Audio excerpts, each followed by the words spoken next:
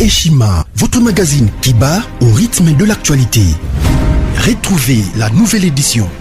Exclusivité, les hydrocarbures sont incontournables pour révolutionner l'économie nationale du Congo. Pour ce faire, Rubens Mikindo Mouima, ministre d'État des hydrocarbures, veut faire de la RDC un géant des hydrocarbures. Plusieurs projets à son actif, dans les soucis de réduire les prix des produits pétroliers à la pompe. Rubens Mikindo se déploie pour l'augmentation de la capacité de stockage dans le pays. Une année et 4 mois après sa nomination à la tête du ministère des hydrocarbures, Rubens Mikindo Mouima affiche un bilan largement positif grâce à son dynamisme, sa diplomatie et surtout son abnégation à voir la RDC compter parmi les plus grands producteurs des produits pétroliers et gaziers. Découverte, Victor Ntumba Chikela, directeur général de l'OVD, prêt à relever les défis de la reconstruction du Congo. Dossier, Eshima s'est penché sur quelques faits qualifiés notamment des mutineries et de sécession dans l'histoire politique de la RDC. Nation, plusieurs articles d'analyse. Cour constitutionnelle, Assemblée nationale, un aperçu de la situation politique dans son ensemble. Économie, budget 2021, entre prévisions réalistes et routinières reddition des comptes. Finance, United Bank of Africa, UBA, a célébré la semaine de la clientèle avec pour thème l'équipe de rêve. Payer l'impôt est un devoir civique. Barnabé Mwakadi, directeur général de la DGI, sensibilise. À lire également dans les bonus Eshima, les consultations présidentielles Fachi Déboulonne, un état des lieux du chaos, fin de la coalition FCC Cash, entre réjouissance et prudence, retrouver les coulisses stratégiques et décisionnaires d'un des plus grands tournants politiques. Focus, Sonas, Bonieme Écofolucien, bilan des réalisations 2020. Musique, interview de la diva Barbara Kanam. Retrouvez l'intégralité du magazine Eshima dans les kiosques. Eshima Magazine, un nouveau standard d'information. IDPS, viva! Viva! IDPS, viva! Viva! Bomba, bomba! Allez. Qui vivra? Vira! Fatibé! Béton! Fatibé! Béton! Fatibé! Béton! Béton! Béton! Béton! Merci beaucoup, chers combattants. Bon, Nandenge Tokutana, secrétaire général, je crois, Nandekonaga za témoin, tous à la partie bien éduquée. Jamais tu reçois instruction à partir de ça la bongo. Mais tu reçois ça va député. Chers combattants, Yozolandanga. Présence, il y a Bemba Katumbi, Jean-Marc, na présidence. Jean-Marc Azaraka, assistant président de la République. Voilà. Assistant président de la République, comme on est Michel Moulumba. Jean-Marc Azaraka, peine assemblée, la présidence. Donc, il y a combien de forces? 3 forces. IDPS représenté par son président, Jean-Marc Kabunda Kabound. MLC représenté par son président, Jean-Pierre Bemba Gombo. Et ensemble pour les changements représenté par son président, Moïse Kato. Parce que Batebele Baliba Bomba, Jean-Marc Balobake, Azaraki assistant président, Azaraki assistant président. Néanmoins, le début de l'Assemblée de Kokota, mais c'est que le peuple congolais est le baboye. Bureau assemblée, jamais que ça a composé ça, il est fait. Primature de Pessibino. Bonsoir. Assemblée nationale, et c'est que les Jean-Marc Kaboudaka. Bomba. Parce que dès que vous contrôlez le gouvernement, vous avez Jean-Marc Mouyebe aussi la coopération pour la IDPS viva! Viva! Je crois que vous compte Twitter, il y a disparition à des hélicoptères militaires. Mais Batebele va tweeter déjà que Bamoni a Mosogi n'a pas Nyanya, Sogi Wabi. Mais moi, je confirme Zate, Sogi Kanyanya, ça qui descend. Mais la Kolobaboye, c'est le Mal, le chef d'état-major général, il y a FRDC. Dans le FRDC, démocratie est la ratée. Dans le FRDC, la discipline, c'est la discipline. Au prêter serment devant les drapeaux, obéir au chef de l'État. Il n'y a qu'un seul chef de l'État comme on a fait ici. C'est que Tilo. Sans mon qui a l'unité Kassabra. Nous sommes j'avais la 500 francs Salini. IDPS viva. Parce que comme vous comprenez que dans le FRDC, comme il a bien filtré.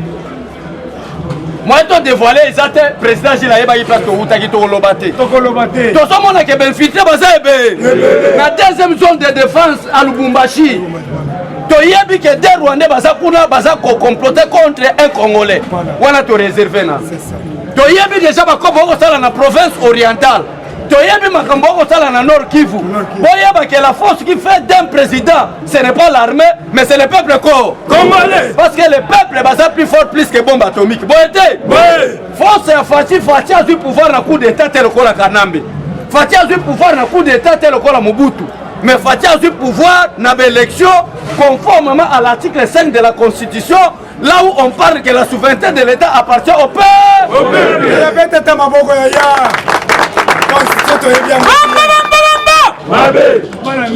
IDPS viva tala bato lokola ba Martin Fayulu m'a dit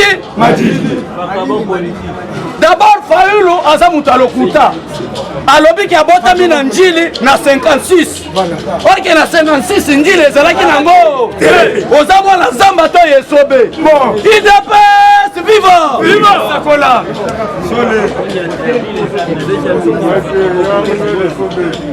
bato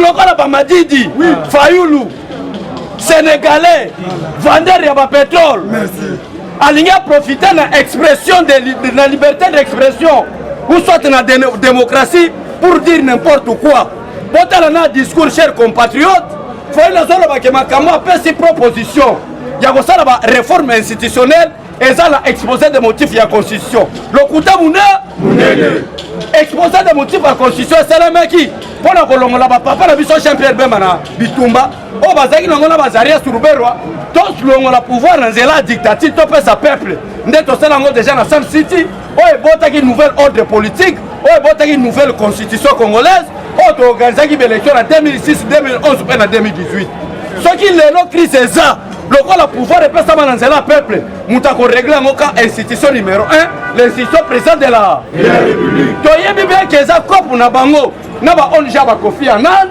na quelques mafias internationaux po ete bakosa dialogue na mboka oyo d'ailleurs je crois bino mo bolandaki Devos oza communicateur ya Lamuka alobi clair que ce n'est pas Katumbi qui finance Lamuka mais ce sont des partenaires étrangers mais ba partenaires étrangers yango bana eza Kofi Annan place akenda ko tuboma Félix Tshisekedi na Genève et partenaire officiel ba on a domaine la finance ya Kofi Annan wana eza Kanambe o afana na Kinga Kati tozalaki osoala bino awa tolobi ke Kabila eloko te le problème avec Félix Tshisekedi aza bien éduqué Kabila ye wana na Lubumbashi azoluka ba voies et moyens fenêtre nini ekopesamela ye po azwa nzela akima mais aza très bien surveillé tout le monde peut partir mais sauf Joseph Kabila voilà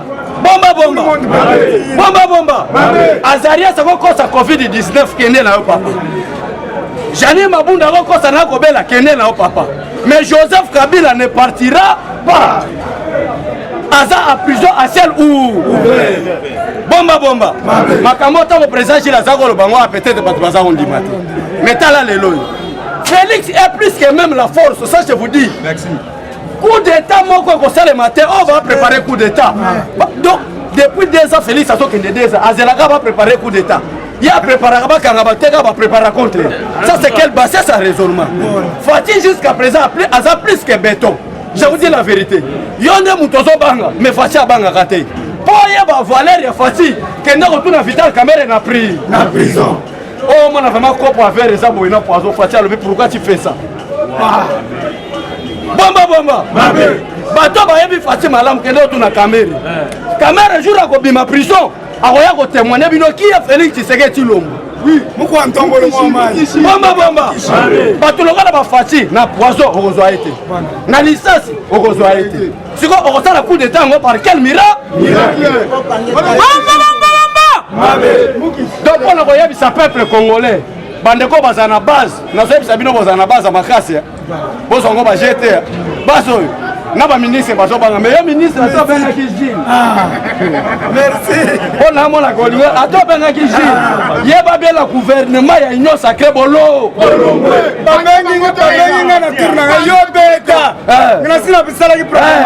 parce que Gilles azomema bato ebele otikala kobenga Gilles teke pesanga ata 5 no pesanga ata 100 no bakende kotravailler bagile na bakombata bazobonga yo lingo bongisa Gilles bonga bakombata na gouvernement union sacrée tout le musi yaza mikwindu ba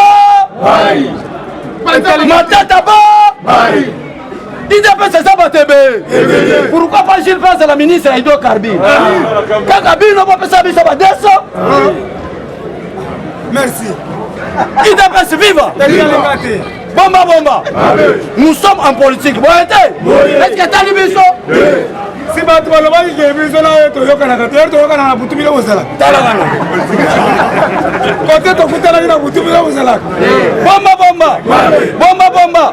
Pour la koyebisa peuple congolais que secrétaire général va qui que c'est 30% ya bino ba ministre ya ngoyo. Bon soit on nommé par ta famille na bino nommé bango. Mais 70% botike nango IDPS. Tala le majorité ba combattant IDPS qui ne travaille pas. Mais ba comme le ba salini. Okobeta mo émission, j'ai les yaka. Abeshole yaka te. Na union sacrée bolongwe. Union sacrée ça va parlementaire debout pour accompagner la vision du chef de l'État. Parce que awa, ba docteur baza ba licencié baza. Ça c'est la force où est-ce qu'il fallait Tshisekedi comme chef de l'État. Et donc tanya pas sénateur na komba mikindu parce que c'est l'ancien secrétaire général adjoint de l'IDPS. Oh koka qui comme ma charge va combattant. Mais tu okende kuna belete. Mais tu yeb saka Fayulu m'a dit faites attention. Tala cop va Fayulu baza nango. Lelo na ko yebisa yo. Comme bazalaki nango ya kokotisa dialogue po ete tokende tosolola du fait que madame Leila Ziruni o azawa azalaka likangwa Kabila Leila Ziruni par rapport à kenda kosala na Nations Unies pour dire que Kabila azalaki bon politicien yango ozomona MONUSCO o Kabila azako sakana na bango à l'époque azako sakana na bango ezalaki cop na bango pour balkaniser la République. Mais heureusement Félix Tshisekedi Mwana Mukish à la bénédiction de l'Éternel, à l'anguissi États-Unis, à l'anguissi Trump, complicité nyonso internationale, Namaye, qui vivra à Boué. IDPS viva. Combattant pesa vive longa masoleza kitoko. IDPS viva. Combattant et combattante bonjour. Combattant bino moko bauti kolanda. Balobi lelo. Tout le monde tobenaka combattant d'élite. Une na baso de mouton mais balobi à condition chaka chine. Déjà lelo baso monter déjà podium. Toyebi déjà Pascal lelo na tongo lobi mbula ne betaki. Baso kele lombangu ti toko ma 11h baluka moyen bacha goudron. Awa na ebisi bino combattant na kini muto ko bouger aza.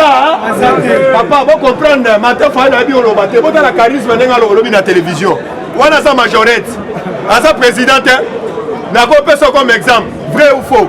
Bolanda qui est Tshisekedi wa Mulumba. Tant bano pesa ba message na ye. Bomona tena bano sala ba geste.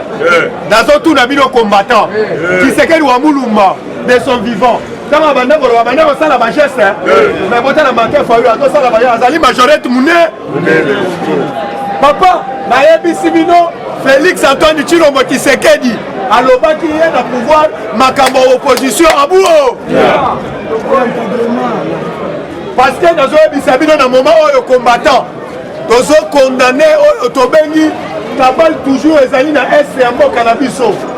Bon, Kolanda. Bon, Kolanda ne ba signé qui charte ya tobengi fidélité. Tobengi tous les gouverneurs nyonso.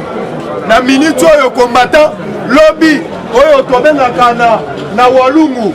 Lobby des hélicos ya FARDC na ba officier et libre bungi et mataki peut être et comme tobengi na Walungu des hélicos et bungi papa tobengi officier tobengi na biso ya FARDC wa numéro 1 ozo sala sokola 1 na S mobimba officier on a l'air tozolo ba combattant IDPS viva viva IDPS viva viva Fachiba Baton Bamba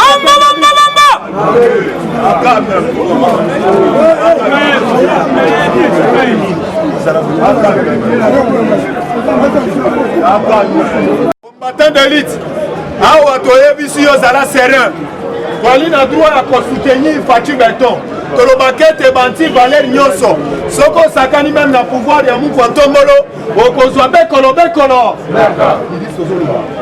okozwa bekolo awa nakoyebisa yo combattant d'élite biso na bino vision na biso ezali ya kosoutenir Faci Beton lobi bolandaki mama Denise Nyakero na Kisensu lobi apesi badon oyo tozoloba ezomona na misu par rapport à nini azosala oyo tobengi bokeseni na mama Olive Lembe nakoki kopesa information yeba deja société oyo tobengi ya égal ya mama Olive Lembe bakangaka te basali nini bisiko ozali yebe tozokenda yango apa de kamera boyokeki bino Arbe Yuma oyo ndeko Shadar agangaki soki bolongoli Arbe Yuma mboka oyo ekozala paralysé me bolandi Arbe Yuma akamati bisaka na ye libanda kala mingi te bazolandela ye papa toyebisi bino bambongo nyonso ya bato ya FCC moto abombaka yango ezali Arbe Yuma kombata toyebisi yo ozala kalme awa na minute oyo bayebisi meme na bajantini ngobila ata bosigne charte ya fidélité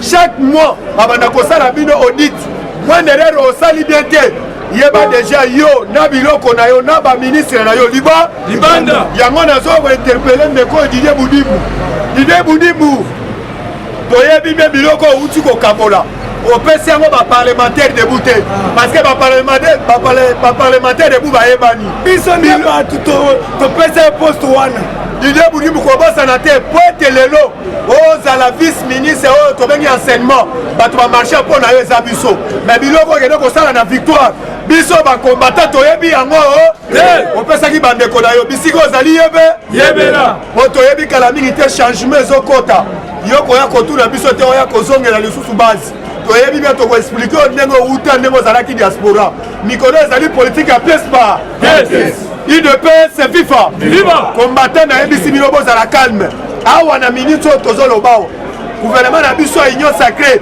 bauti kolanda bino moko Moïse Katumbi Tshapwe alobi na projet oyo Faci apesi biso ndenge tosololi même na Jean-Pierre Mbemba moyena oyo tobengi élection même na ba 2023 oyo na 2024 moyen élection ezala na mboko eza te parce que Faci apesi biso souci ya koliesa peuple congolais se sentir ete azali na mboka na ye UDPS FIFA awa na ye biso toute la communauté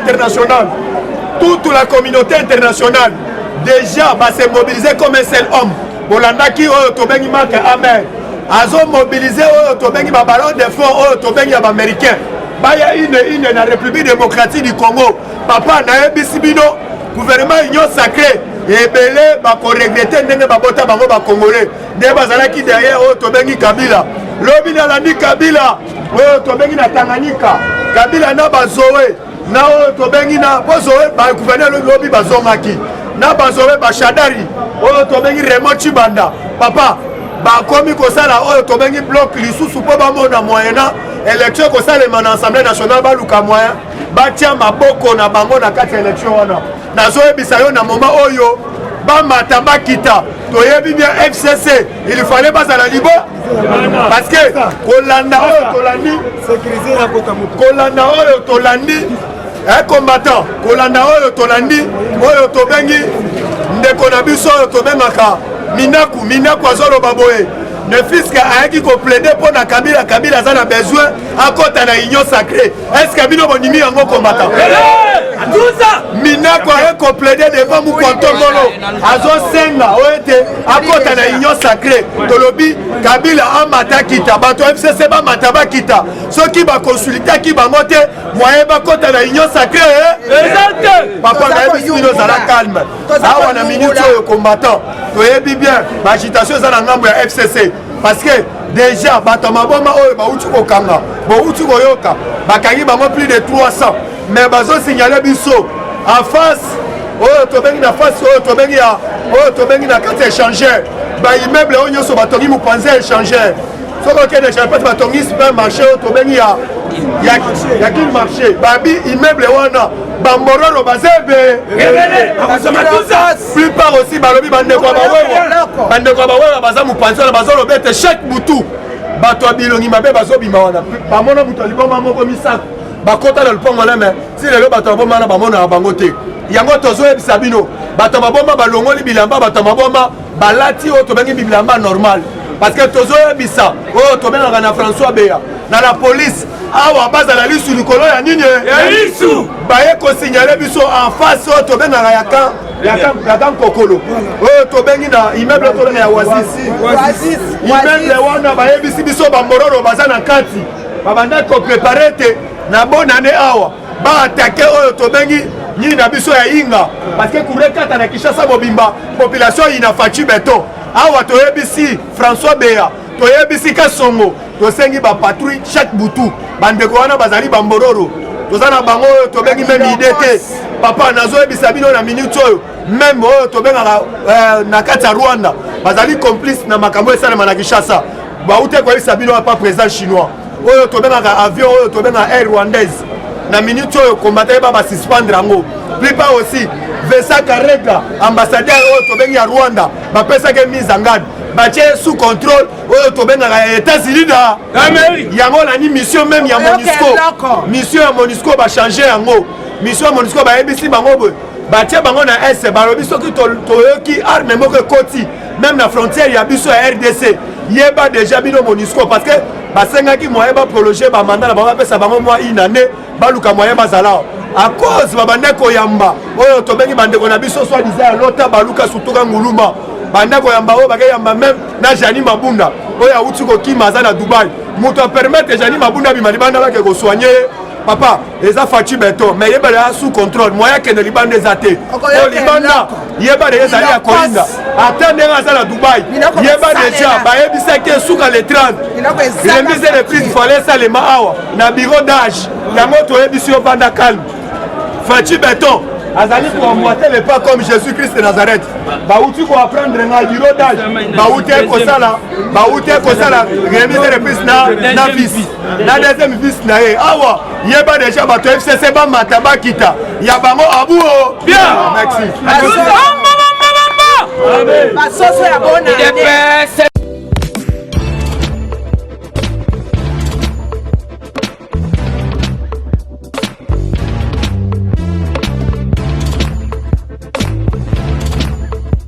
conteneur yango todo sala adi londolé Feli Mosengo Feli todo sala conteneur ba voiture todo tina na Kisasa ba carton ezo kine Kinshasa et en plus la bonne chose voiture na yo ko tina na Kisasa te prends pas la tête yela bisango charger biloko na yo te relivrer à domicile sans un bon au teki to c'est parti.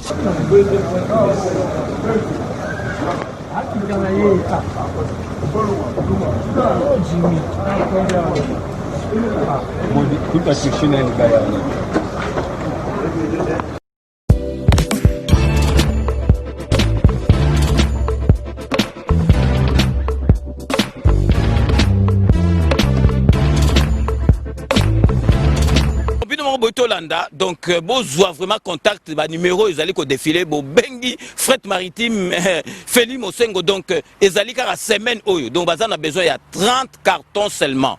Donc, il y a 3 cartons, moi que vous allez au Félé, et qui, kilo, vous allez contacter, vraiment, besoin contact, vraiment, il faut consommer congolais, ceux qui congolais, ça les locaux, aider, tout le monde, chinois, vraiment, ils allaient, ma lame ou mingi.